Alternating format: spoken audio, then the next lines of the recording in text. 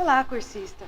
Eu sou a professora Fabiana Biazeto e hoje nós vamos ver a nossa aula 2 das funções administrativas. Como objetivos de aprendizagem, nós temos o conhecimento dos efeitos da teoria na vivência e na prática do cotidiano. Nós vamos conhecer as ferramentas de diagnóstico, entender e conhecer a importância do planejamento no monitoramento dos processos organizacionais. E nós vamos conhecer os procedimentos administrativos. Como procedimentos, nós podemos falar que eles formam a sequência de passos ou ainda de etapas que devem ser rigorosamente seguidos para a execução dos planos. Lembra dos planos? São os planejamentos, por exemplo. Então, os procedimentos são séries de passos detalhados que vão indicar como cumprir uma tarefa ou um objetivo pré-estabelecido lá no planejamento. Assim, os procedimentos são subplanos de planos maiores. Graças à sua natureza detalhada, o procedimento costuma ser escrito e colocado à disposição dos que vão utilizá-los. O procedimento, também denominado procedimento operacional padronizado, é um sistema de passos ou ainda de técnicas sequenciais que descreve como uma determinada tarefa ou atividade deve ser realizada. Serve para detalhar várias atividades que devem ser executadas com o objetivo de completar um determinado programa. Ele retrata o fluxograma vertical, por exemplo, que vai retratar uma sequência de uma rotina por meio de linhas. Essas linhas vão traduzir as diversas etapas ou atividades que serão necessárias para a execução de uma rotina. E o fluxograma também apresenta colunas. As colunas representam, respectivamente, os símbolos das tarefas. E você vai conhecer círculos, quadrados, losangos, né? Esses símbolos de tarefas, né, e os funcionários envolvidos na rotina, ou ainda nas tarefas e nas operações executadas, serão representadas também no fluxograma pela sua coluna.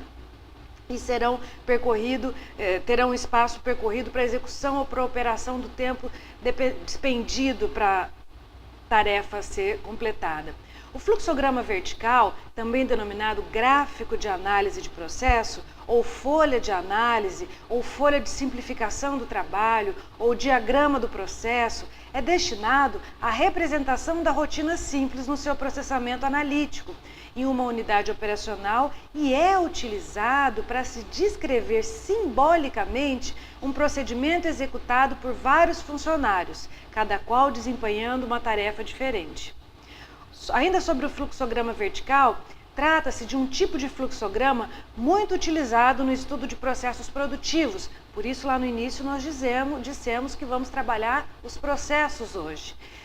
Do tipo de linha de produção, no qual se pode dividir um grande processo em vários outros, mais simples, com poucas áreas envolvidas, com um número restrito de operações que se encaixam nos símbolos previamente estabelecidos lá pelo fluxograma.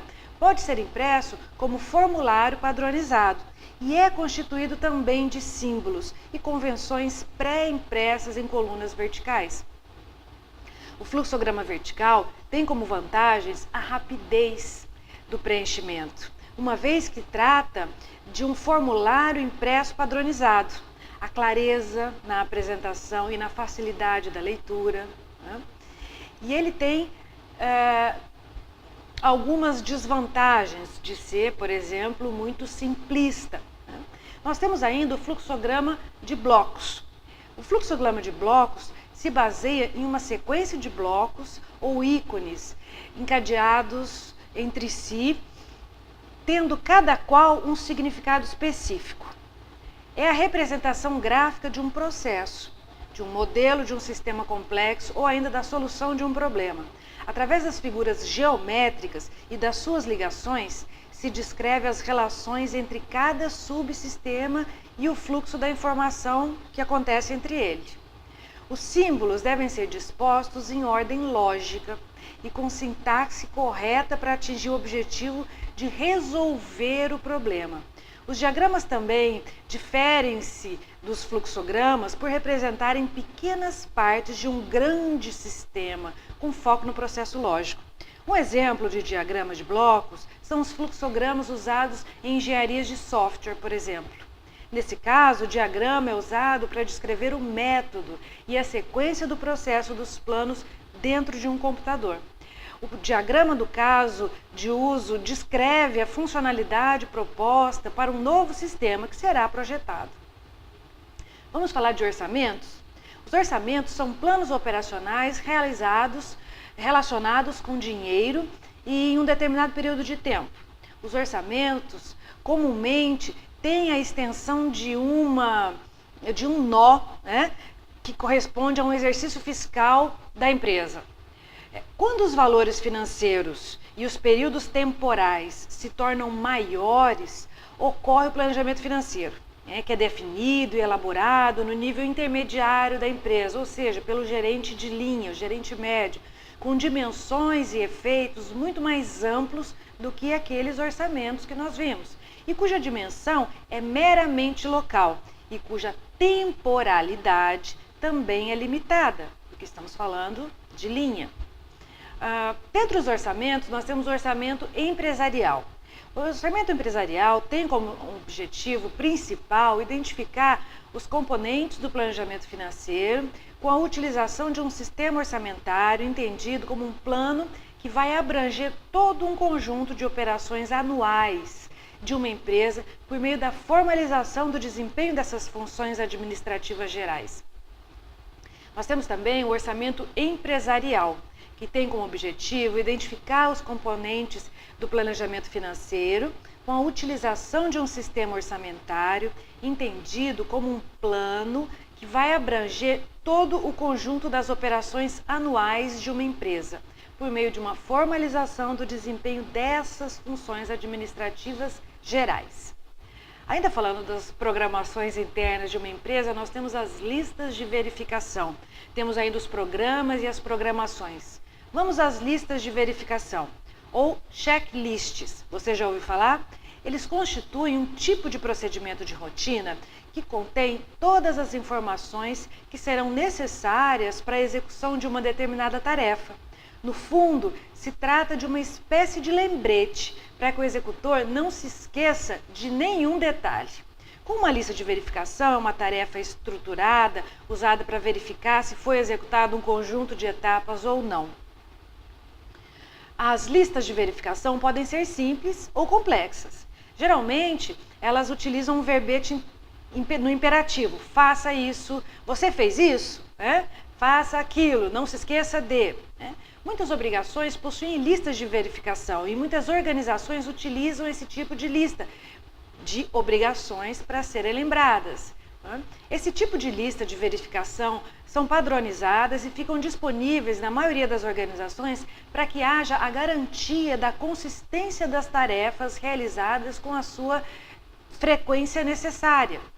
Há também os programas e as programações. Constituem planos operacionais que estão relacionados com o tempo e podem receber o nome de programações. Eles são constituídos basicamente em planos que se relacionam a duas variáveis, tempo e atividade a ser executada. Os métodos de programação podem variar, indo de programas simples, onde se pode utilizar um simples calendário para programar uma atividade, ou para programas mais complexos, onde nós podemos utilizar técnicas matemáticas mais elaboradas e mais avançadas. Vamos falar do PERT? O PERT, Program Evolution Review Technique, ou técnica de avaliação e revisão de programas, é outro modelo de planejamento operacional. Ele é utilizado em atividades de produção e projetos de pesquisa e desenvolvimento, P&D. O modelo prático do PERT é um sistema lógico que se baseia em 5 elementos. O primeiro deles é a rede básica, que é um diagrama de passos sequenciais que devem ser executados para que se possa realizar uma determinada tarefa e que se consiste em 3 outros elementos. Agora, o PERT é um método que será baseado mesmo na sua característica principal em 5 elementos físicos. O primeiro deles é a rede básica, que nós vimos agora, né, que é composta por 3 elementos, que são os eventos, as atividades e as relações, mas o PERT também trata da alocação dos recursos, das considerações de tempo e de custo, né, assim como os orçamentos, da rede e os caminhos que serão utilizados e o caminho mais crítico também. Agora, cada organização tem as suas características peculiares, né, que são estabelecidas principalmente pelo desenho organizacional, que vai refletir a conjuntura dessa empresa. Vamos falar um pouquinho de desenho organizacional? Ele constitui uma das prioridades da administração. Ele é definido, portanto, como a organização irá funcionar e como seus recursos serão distribuídos e aplicados. O desenho organizacional procura atender 4 quesitos fundamentais. O primeiro deles é a estrutura básica, que trata aí da divisão do trabalho organizacional, da alocação de recursos empresariais, para que o próprio sistema funcione de forma integrada. A estrutura básica vai definir como será dividida a tarefa dentro da empresa, pela sua especialização vertical ou ainda como será a sua hierarquia. O formato organizacional mais adequado ao negócio da empresa, por exemplo. Uma estrutura básica se refere aos aspectos estáticos da organização, aqueles que são dificilmente mutáveis. Corresponde a uma radiografia do corpo organizacional, onde apresentam-se os cargos e as atividades a serem desempenhadas e onde estão representados os órgãos e as unidades também. O segundo ponto do desenho organizacional é o desenho organizacional como mecanismo de operação. Isso vai indicar aos participantes da empresa o que eles devem fazer por meio das descrições dos cargos, dos procedimentos, das rotinas de trabalho, das normas e dos regulamentos internos da organização, os padrões de desempenho, sistemas de avaliação de desempenho, inclusive, tudo isso. O mecanismo de operação será baseado em normas e regulamentos que vão definir os aspectos mais dinâmicos da organização, ao contrário do que nós acabamos de ver, do aspecto estático, que estarão presentes nos manuais, nas rotinas, nos procedimentos. Agora, o terceiro elemento é o desenho organizacional como mecanismo de decisão. Ele estabelece o processo de tomada de decisão para encontrar a consonância entre os objetivos globais da organização e os específicos de cada órgão, de cada departamento que a compõe. O mecanismo de decisão define o poder de tomar a decisão e a autoridade dele decorrente. Corresponde, por exemplo, à distribuição do poder e à hierarquia da autoridade para se tomar decisões dentro da própria organização. O quarto elemento do desenho organizacional é ele como mecanismo de coordenação entre as partes, que define como a organização deve harmonizar as suas diferentes partes em função de uma divisão de trabalho organizacional. Ou seja, enquanto a estrutura básica define o trabalho e diferencia as partes, o mecanismo de coordenação integra o todo. É a busca da integração para recompensar e para compensar também a diferenciação da tarefa organizacional. Como mecanismo de coordenação é um meio para se aglutinar as diferentes partes da organização e obter, consequentemente, a integração e a sinergia com o todo. Há também a descentralização das decisões. Como é que a gente trabalha isso? No sentido de se deslocar o processo decisório para outro trabalho será realizado. Cada funcionário se torna mais ou menos do que um simples executor de sua tarefa. Ele terá responsabilidades. Então ele passa a trabalhar como se fosse o gerente do seu próprio negócio. Assume informações necessárias, toma as decisões no sentido de resolver problemas de clientes, tanto dentro quanto fora da empresa, nós temos algumas vantagens da descentralização. Por exemplo, as decisões são tomadas muito mais rapidamente. Os tomadores de decisão são os que têm mais informação sobre cada situação.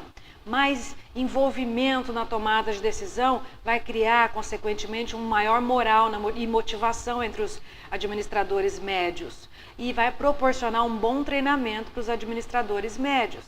Agora, a descentralização também apresenta suas desvantagens. Ela pode gerar uma falta de informação e de coordenação entre os departamentos. Um maior custo para o administrador devido a um melhor treinamento, direcionado para se treinar melhor os seus funcionários que não terão interesse em saber o que é que está acontecendo. vai ter que pagar melhores salários nos níveis mais baixos, porque eles vão estar desmotivados, né, desatentos. Os administradores, por exemplo, tenderão a uma visão mais estreita da organização e podem defender mais o sucesso dos seus departamentos em detrimento da empresa como um todo. Políticas e procedimentos podem variar enormemente entre os setores, né? Agora vamos falar da centralização. A centralização é quando há a localização e a distribuição de autoridade para se tomar decisões. Ela implica na centralização das decisões no topo da cadeia hierárquica. Implica ainda em pouca ou nenhuma delegação para o nível intermediário. Todas as decisões devem ser levadas para a hierarquia acima, para a cúpula, né? Se aprovar ou decidir. Centralização tem vantagens? Tem vantagens. Quais são elas? As decisões são tomadas por administradores que têm uma visão global da empresa e não vão defender apenas o setor de marketing, de RH, de vendas.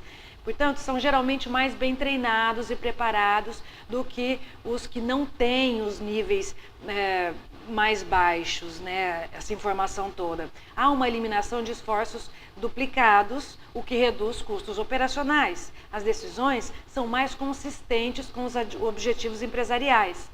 Mas também existem as desvantagens. As decisões não são tomadas pelos administradores que estão próximos dos fatos, diante dos problemas. Os tomadores de decisão situados no topo raramente têm contato com os trabalhadores e as situações envolvidas. Linhas de comunicação são mais distanciadas e provocam demoras prolongadas e o moral mais baixo da equipe. Os administradores dos níveis mais baixos ficam frustrados porque eles estão fora do processo decisório.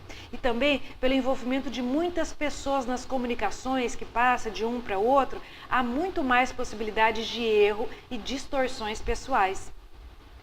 Vamos falar de regras, regulamentos, diversidades dentro dos planos operacionais. O regulamento interno da empresa é o instrumento pelo qual o empregador pode se valer para estabelecer regras, direitos e obrigações aos empregados que a ela presta serviços. Muitas empresas se utilizam desse instituto para ditar normas complementares às já previstas na legislação trabalhista, por exemplo. Já que, por mais abrangente que a legislação possa ser, nenhum ordenamento jurídico é capaz de satisfazer as necessidades peculiares apresentadas nas mais diversas empresas e os seus respectivos ramos de atividades. Dentre as principais regras que normalmente estão dispostas em um regulamento interno, podemos citar cláusulas que estabelecem a obrigatoriedade da utilização de uniformes, por exemplo, cuidados com o manejo de máquinas e equipamentos, a correta utilização dos computadores, a prudência na condução dos veículos da empresa, requisitos gerais para admissão, por exemplo, condução ou condição de indenização nos prejuízos causados ao empregador por dolo, culpa, negligência, imprudência, imperícia, etc e tal, né? Respeito aos superiores hierárquicos, regras sobre faltas e atrasos, tempo disponível para marcação do cartão de ponto, licenças previstas em lei, casamento, falecimento, nascimento de filho, serviço militar, tal, e documentos obrigatórios para sua concessão, prazos e formas para pedido e concessão de férias, transferências de local de trabalho, proibições para o ingresso em setores restritos, proibições e orientações para uso de tabaco no local, por exemplo, orientações para recebimento de visitas, respeito e cordialidade, agir de forma ética, punição por divulgar informações sigilosas da empresa. Por se tratar de regras, são estabelecidos unilateralmente, ou seja, somente a empresa, utilizando-se do seu poder diretivo, é quem dita tais regras e cabe ao empregado cumpri-las de acordo com o que foi estabelecido. Entretanto, tais regras não podem violar direitos já assegurados em lei, né? Acordo, convenção coletiva, né? Ou qualquer situação em que o empregado estará sendo prejudicado ou que contrarie o artigo 9º da CLT, né? Que caracterizam os atos nulos por direito pleno. Diversidade de planos operacionais. Existe uma diversidade nos planos operacionais que está relacionada com os métodos ou os procedimentos, ou ainda com dinheiro, com orçamento, com os programas de tempo, com comportamento, regras, regulamentos, como também com múltiplas opções desses planos no nível operacional da empresa. procedimentos e elaboração de um plano operacional, por exemplo, uma análise dos objetivos. Que tipo de objetivo pretendemos atingir com esse plano operacional? Um planejamento de uso de tempo, por exemplo. Geralmente é elaborado um cronograma que facilmente se visualiza a evolução do plano. Um planejamento de recursos. Que recursos são necessários para realizar esse plano? Devem ser incluídas todas as pessoas, todas as informações, todos os custos financeiros, o que nós vamos incluir, Aplicação de riscos. O que acontece se as coisas não ocorrerem como foi planejado inicialmente? Então essa foi a nossa aulinha de hoje. Você tem à sua disposição todo o material complementar, os textos de aprofundamento no assunto, algumas atividades e ainda o seu tópico de fórum para ser respondido. Obrigada pela participação e até a próxima.